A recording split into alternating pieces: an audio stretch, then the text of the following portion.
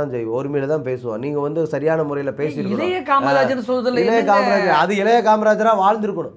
இளைய காமராஜரா காமராஜர் போன்ற வாழ்ந்தவர்கள் அதை சொல்லலாம். வாழ்ந்தவர் யார் வாழ்ந்தா? விஜய் சொன்னாரா? தன்னைத்தானே நான் வந்து இளைய காமராஜர் விஜய் சொன்னாரா? ஸ்கிரிப்ட் எழுதி உங்கள மாதிரி அல்லது விஜயை விரும்பக்கூடியவர்கள் தானே இளைய காமராஜர் அப்படின்னு சொல்றாங்க. அர்த்தம் மறுக்கணும்ல.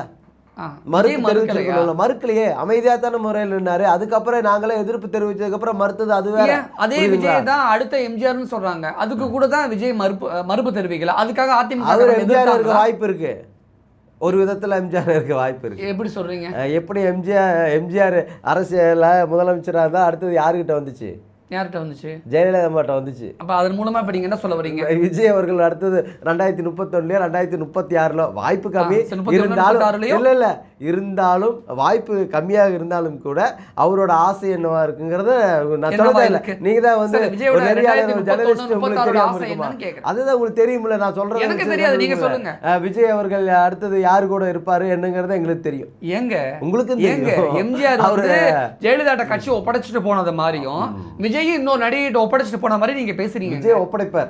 2031 ஒப்படைப்பார்.